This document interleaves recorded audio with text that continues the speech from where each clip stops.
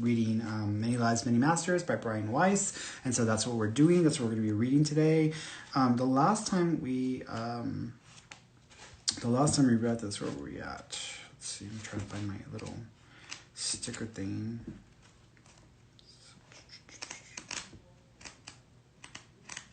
There we go. All right, so we are on chapter 12.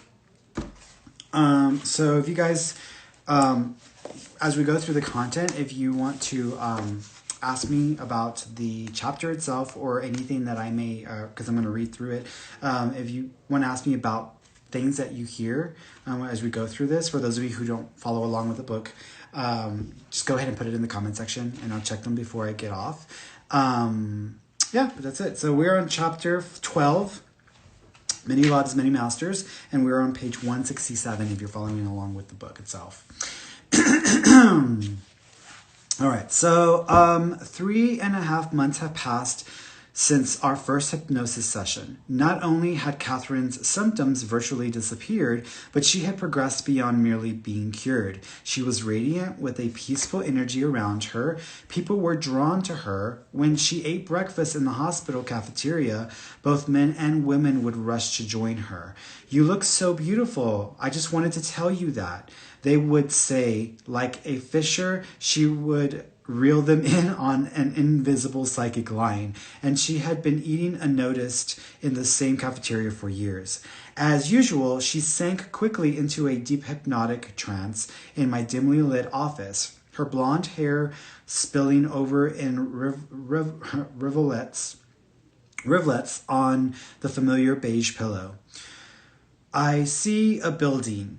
It's made out of stone, and there's something pointed on the top of it. It's in a very mountainous area. It's very damp. It's very damp outside. I see a wagon. Going by. The front. The wagon has hay in it, some kind of straw or hay or something for the animals to eat. There are some men here. They're carrying some type of banners, something flying on the end of a stick. Very bright colors. I hear them talking about Moors, and a war that's been fought. There's some type of metal, something metal covering their heads, some type of head covering made of metal. The year is 1483. Something about Danes. Are we fighting the Danes? Some war is being fought." "Are you there?" I questioned. "I don't see that," she answered softly. "I see the wagons. They have 2 wheels on them, 2 wheels and an open back. They're open. The sides are open with slats, some type of wooden slats held together. I see something metal they wear around their necks, very heavy metal in the shape of a cross, but the ends are curved. The ends are round. On the cross, it's the feast of some saint. I see swords. They have some type of knife or sword. Very heavy, very blunt end. They are preparing for some battle." "See if you can find yourself," I instructed. "Look around. Perhaps you're a soldier. You're seeing them from somewhere." "I'm not a soldier." She was definite about this. "Look around. I have brought some of the provisions. It's a village. Some village." She was silent. "What do you see now?" "I see a banner, some type of banner. It's red and white with a red cross." "Is it the banner of your people?" I asked. "It's the banner of the king's soldiers," she responded. "Is this your king?" "Yes." "Do you know the king's name?" "I don't hear that. He's not there." "Can you look and see what you're wearing?" "Look down and see what you're wearing." "Some type of leather tunic over a very rough shirt. A leather tunic. It's short. Some type of animal skin shoes. Not shoes, more like boots or moccasins. No one's talking to me." "I understand. What color is your hair?" "It's light, but I'm old, and there's some gray to it." "How do you feel about this war?" "It has become my way of life. I've lost a child in a previous skirmish, a son. Yes, she said. She was sad. Who's left for you? Who's left in your family? My wife and my daughter. What's your son's name? I don't see his name. I remember him. I see my wife. Catherine had been both male and female many times. Childless in her present life, she had parented numerous children in her other lifetimes. What does your wife look like? She's very tired, very tired. She's old. We have some goats. Does your daughter still live with you? No, she married and left some time ago. Are you alone then, you and your wife? Yes. How is your life? We are tired.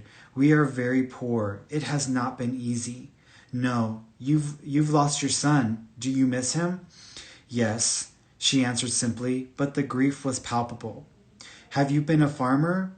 I changed the subject. Yes, there's wheat, something like wheat. Have there been many wars in your land through your life with much tragedy? Yes. But have you lived to be old? But you have lived to be old.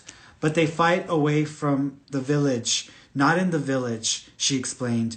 They must travel to where they do battle, over many mountains. Do you know the name of the land that you live in, or the town? I don't see it. But it must have a name. I don't see it. Is this a very religious time for you? You see crosses on the soldiers? For others, yes, not for me. Is anything alive yet from the rest of your family, other than your wife and your daughter? No. Your parents have died? Yes. Brothers and sisters? I have a sister. She is alive. I don't know her, she added, referring to her life as Catherine. Okay, see if you recognize anyone else in the village or your family. If people did reincarnate in groups, she was likely to find someone there who was also significant in her current lifetime. I see a stone table. I see bowls. Is this your house? Yes, something made out of cur, something yellow, something from corn, or something yellow. We eat this. All right, I added, trying to quicken the pace. This has been a very hard life for you, a very hard life. What are you thinking of? Horses, she whispered. Do you own horses, or does somebody else? No, soldiers, some of them. Mostly they walk, but they're not horses. They're donkeys, or something littler than horses. They are mostly wild. Go ahead in time now, I instructed. You're very old. Try to go to the last day in your lifetime as an old man. But I'm not very old, she objected. She was not particularly suggestible in these past lives. What was happening was I could not suggest away the actual memories. I could not get her to change the details of what had happened and been remembered. Is there more to happen in this lifetime? I asked, changing my approach. Is it important for us to know? Nothing of significance. She answered without emotion. Then go ahead in time. Let's find out what you needed to learn. Do you know? No, I'm still there. Yes, I know. Are you seeing something? A minute or two passed before she answered. I'm just floating, she whispered softly. Have you left him now? Yes, I'm floating. She had entered the spiritual state again. Do you know now what you needed to learn? It was another hard lifetime for you. I don't know. I'm just floating. Okay, rest. More minutes passed silently. Then she seemed to be listening to something. Abruptly she spoke. Her voice was loud and deep. This was not Catherine. There are 7 planes in all, 7 planes, each one consisting of many levels, one of them being the plane of recollection. On that plane, you are allowed to collect your thoughts. You are allowed to see your life that has just passed. Those of the higher levels are allowed to see history. They can go back and teach us by learning about history. But we of the lower levels are only allowed to see our own life that has just passed. We have debts that must be paid. If we have not paid out these debts, then we must take them into another lifetime. In order that they may be worked through, you progress by paying your debts. Some souls progress faster than others. When you're in physical form and you are you're working through a life. If something interrupts your ability to pay that debt, you must return to the plane of recollection, and then you must wait until the soul you owe the debt to has come to see you. And when you both can be returned to physical form at the same time, then you are allowed to return. But you determine when you are going back. You determine what must be done to pay that debt. You will not remember your other lives, only the one you have just come from. Only those souls on the higher level, the sages, are allowed to call upon history and past events to help us, to teach us what we must do. There are 7 planes, 7 through which we must pass before we are returned. One of them is the plane of transition. There you wait. In that plane, it is determined what you will take back with you into the next life. We will all have a dominant trait. This might be greed or it might be lust, but whatever is determined, you need to fulfill your debts to those people. Then you must overcome this in that lifetime. You must learn to overcome greed. If you do not, when you return, you will have to carry that trait, as well as another one, into your next life. The burdens will become greater. With each life that you go through and you did not fulfill these debts, the next one will be harder. If you fulfill them, you will be given an easy life. So you choose what life you will have. In the next phase, you are responsible for the life you have. You choose it. Catherine fell silent. This was apparently not from a master. He identified himself as we of the lower levels, in comparison with those souls on the higher level, the sages. But the knowledge transmitted was both clear and practical. I wondered about the 5 other planes and their qualities. Was the stage of renewal one of those planes? And what about the learning stage and the stage of decisions? All of the wisdom revealed through these messages from souls in various dimensions of the spiritual state was consistent. And the style of delivery differed. The style of delivery differed. The phraseology and grammar differed. The sophistication of verse and vocabulary differed, but the content remained coherent. I was acquiring a systematic body of spiritual knowledge. This knowledge spoke of love and hope, faith and charity. It examined virtues and vices, debts owed to others and to oneself. It included past lifetimes and spiritual planes between lives, and it talked of the soul's progress through harmony and balance, love and wisdom, progress toward a mystical and ecstatic connection with God. There was much practical advice along the way, the value of patience and of waiting, the wisdom and the balance of nature, the eradication of fears, especially the fear of death, the need for learning about trust and forgiveness, the importance of learning not to judge others or to halt anyone's life, the accumulation and use of intuitive powers, and perhaps most of all, the unshakable knowledge that we are immortal. We are beyond life and death, beyond space and beyond time. We are gods and they are us. I'm floating, Catherine was whispering softly. What state are you in? I asked. Nothing, I'm floating. Edward owes me something. He owes me something. Do you know what he owes you? No, some knowledge. He owes me. He had something to tell me, maybe about my sister's child. Your sister's child, I echoed. Yes, it's a girl. Her name is Stephanie. Stephanie? What do you need to know about her? I need to know how to get in touch with her. She answered. Catherine had never mentioned anything to me about this niece. Is she very close to you? I asked. No, but she'll want to find them. Find who? I questioned. I was confused. My sister and her husband. And the only way she can do that is through me. I'm the link. He has information. Her father is a doctor. He is practicing somewhere in Vermont, the southern part of Vermont. The information will come to me when it's needed.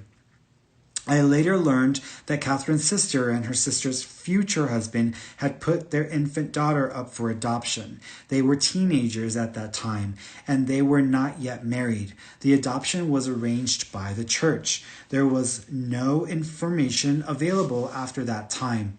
Yes, I agreed. When it's the right time. Yes, then he will tell me. He'll tell me. What other information does he have for you? I don't know, but he has things to tell me, and he owes me something. I don't know what. He owes me something. She was silent. Are you tired? I asked. I see a bridle, was her whispered reply. Tackle on the wall, a bridle. I see a blanket lying on the outside of a stall. Is it a barn? They have horses there. They have many horses. What else do you see? I see many trees with yellow flowers. My father is there. He takes care of the horses. I realized I was talking to a child. What does he look like? He's very tall, with gray hair. Do you see yourself? I'm a child, a girl. Does your father own the horses or just take care of them? He just takes care of them. We live nearby. Do you like horses? Yes. Do you have a favorite? Yes. My horse. His name is Apple. I remembered her lifetime as Mandy when a horse named Apple had also appeared. Was she again repeating a lifetime we had already experienced? Perhaps she was approaching it from another perspective. Apple, yes. Does your father let you ride Apple? No, but I can feed him things. He's used for pulling the master's wagon, pulling his carriage. He's very big. He has big feet. If you're not careful, he'll step on you. Who else is with you? My mother is there. I see a sister. She's bigger than me. I don't see anyone else. What do you see now? I just see the horses. Is this a happy time for you? Yes, I like the smell of the barn. She was being very specific, referring to that moment in time in the barn. Do you smell the horses? Yes, the hay. Yes, their faces are so soft. There are dogs there, too. Black ones, some black ones and some cats. Lots of animals. The dogs are used for hunting. When they hunt for birds, the dogs are allowed to go. Does anything happen to you? No, my question was too vague. Do you grow up on this farm? Yes, the man who is taking care of the horses. She paused. He's not really my father. I was confused. He's not really your father? I don't know. He's not my real father, no. But he is like a father to me. He's a second father. He is very good to me. He has green eyes. Look into his eyes, green eyes, and see if you can recognize him. He's good to you. He loves you.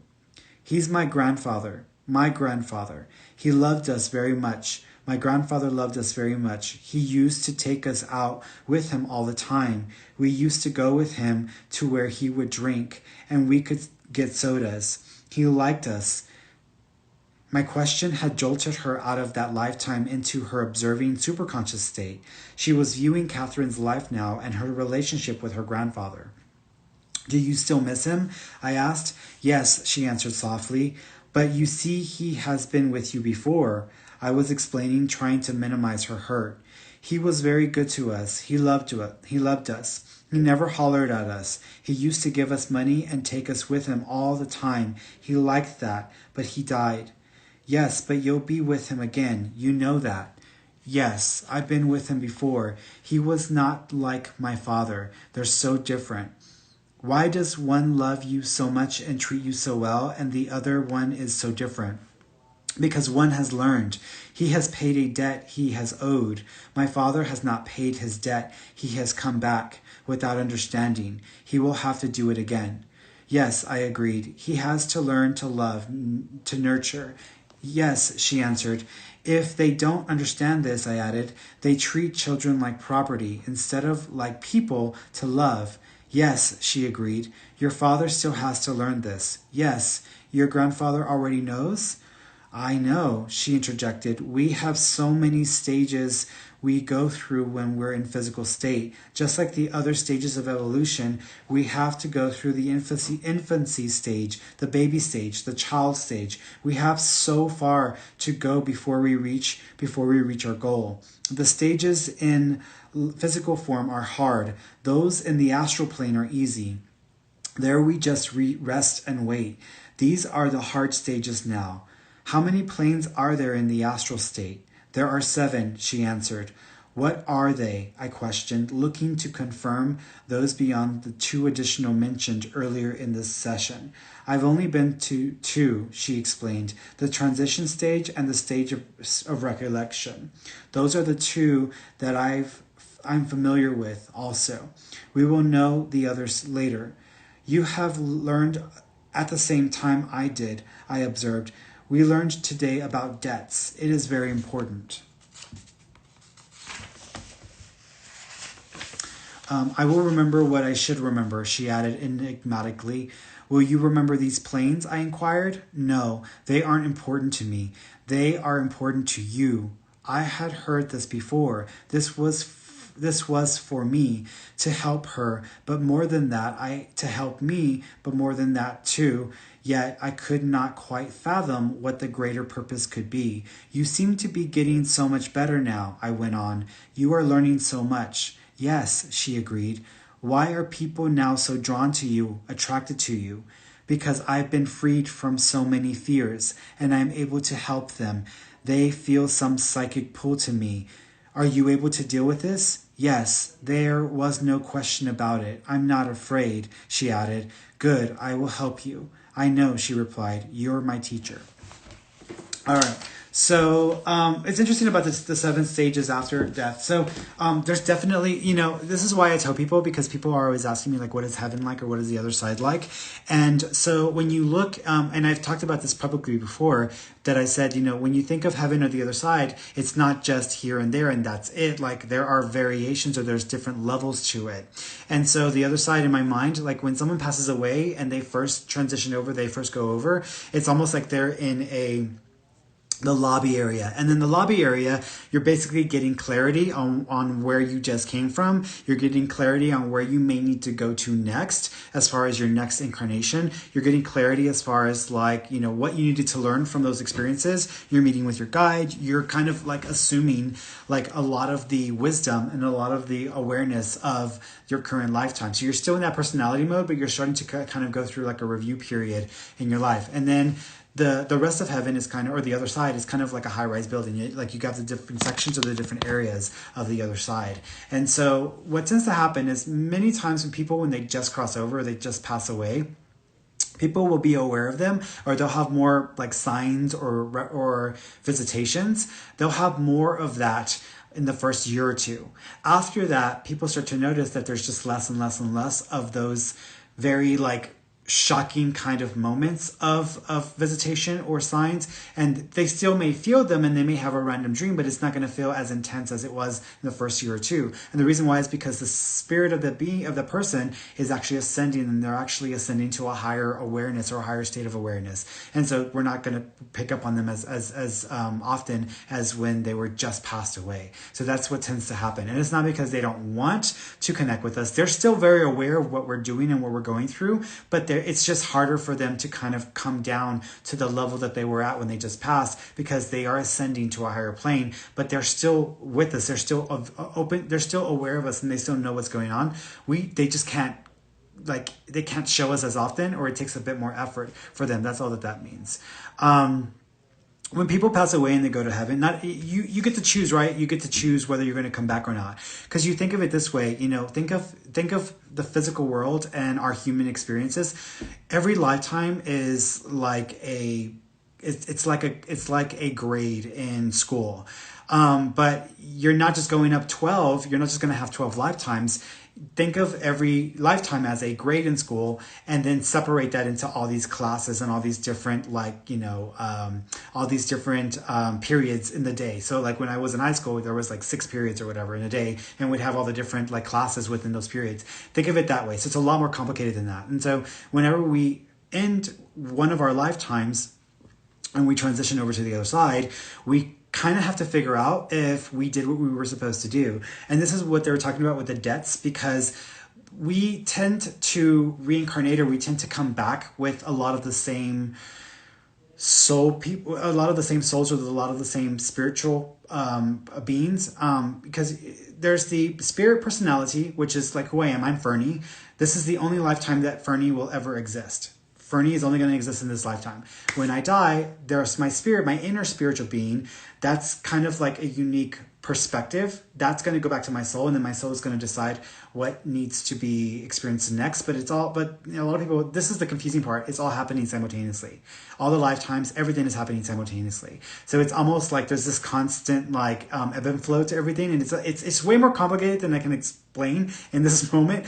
But all lifetimes are happening simultaneously. So all my lifetimes, all my soul's lifetimes are happening in this moment right now. But the past, the present, the future, it's all happening simultaneously. It's not like, that there's only a past and there's only a future. I'm only aware of a past and of a future because we in human form are only able to process consciousness from one moment to the next. We're not able to hold consciousness with all moments happening simultaneously. That's only something we can experience on a higher level. Here, we can only experience the experience of time because of our consciousness, and from one moment to the next, to the next, to the next.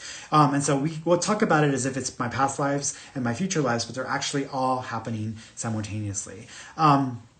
But yeah, I feel like, so whenever we pass away, my personality, my Ferny personality will always exist. It's always going to reside and exist on a particular plane. But the inner being, the part of me that's connected to my soul, it will ascend and continue to realign to those higher forms and those higher perspectives. So when I'm talking to someone who's passed away, I'm only connecting to that soul's personality being that was associated with the person here in life. I can go further than that, and when I go further than that, that's when I start to encounter the soul being, which is Aja. For me, I talk to my soul. My soul's name is Aja, and so that's who I talk to. And we all have souls, and that's the higher version or the bigger version of us, a part or above our spirit personality. And then we go above that, and then we go into the God form, or the God being at that point, the source form. And so we go higher than that. But from here to the spirit world, there are different variations or different frequencies. And then when you get to the other side, there are other variations or frequencies. So there's like different floors. Let's just put it that way. So not everything is happening on the same floor. Some people are on lower floors. Some people are on higher floors. It just depends on the individual and where they are. Yeah, we can totally dream our past lives. I've dreamt, gosh, let's see. There was the past life where I lived in the Wild West, and I was married. I was a woman, and my husband used to beat the hell out of me, and I think we had like 3 or 4 kids, and we had like a homestead out so that was one that I dreamt. There's the other past life that I dreamt where I was a stewardess on the Titanic, and I was there when it went down, and I died in that thing. And I know exactly what stewardess as well. I just, out of respect for the family, because the family still exists, and they're out of Australia, but the family still exists. And so if I put that out there, I don't want the family to be disturbed because it was their great grandmother, and I don't want to mess with the family's, I don't want to mess with their, but I was a stewardess on the Titanic, and that was another lifetime that I remembered very specifically. So that was another one. There was another lifetime that I remembered where, what other ones? I think I've remembered like 5 already up to this point. 2 of the lifetimes have come through in past life regressions, but I've remembered 3. So there's the Titanic, there was the other thing, and there was one more. I'm trying to remember. There was one more. I don't remember what the third one was. But yeah, you can totally remember your past lives and your dreams. So yeah, you can totally do that. Insane.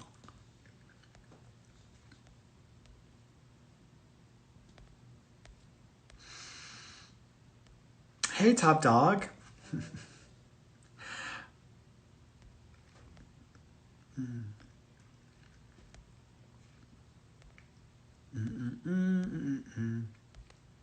All right, so I'm not seeing any more questions about reincarnation and whatnot.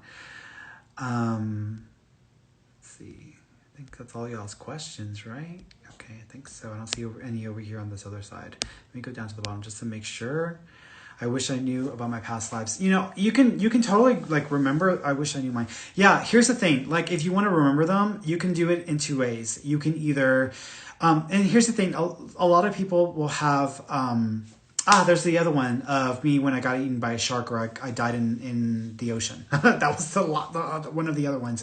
I actually have a client, a student, who also had the same experience. So I'm pretty sure we probably were on the same boat. Do y'all remember? I don't know if it was this particular boat or if it was a completely different one, but there was a movie about these sailors and they were on the ship, or there was a story about the sailors on the ship. Something happened in the ship and all the sailors went overboard, and there was like a bunch of them, and all these sharks came and just started picking them off and eating them up. That was one of my past lives. So I don't know if it was that particular one or if it was one that was similar, but yeah. And that happened around my early 30s, because the reason why is because when I was young, I never had any fear of being in the water or being in the ocean. I loved swimming in deep water. Like, it didn't bother me at all. I remember once when I went to Cancun with my family, I was just like went off on my own and I went swimming like in the water, you know, and I wasn't scared at all. And then when I was around 32 or 33, suddenly became afraid of deep water and water I couldn't see, and of sharks. And I've never been afraid, but it suddenly just like happened around that age. And what people don't realize is that many times people are born with phobias that are based around a past life trauma. So if you're afraid of, let's say, balloons, or, you know, like hot air balloons, it may be because you died on a hot air balloon or something happened with like one of the Zeppelins. If you are afraid of loud explosions or loud sounds, it could be because you were involved in a war or you died in a massive explosion. If you're afraid of flying or being in airplanes and you feel like you're going to lose control or whatever, you could have been one of the pilots who initially died in the beginning stages of the you know, airline industry or airplanes, or you might have been in a war and you were a pilot and you went down. I mean, there are different reasons why people have different phobias.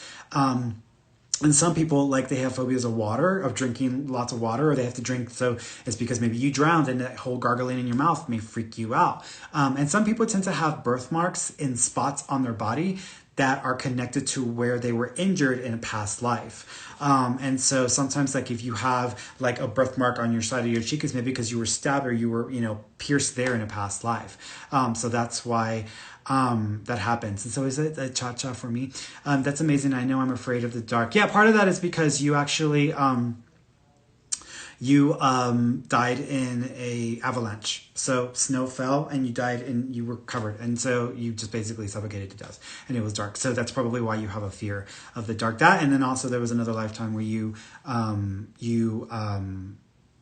died in a underground cave, or you were taken to an underground cave. Actually, you were murdered in an underground sewer system or cave. So that may be where some of that comes from as well.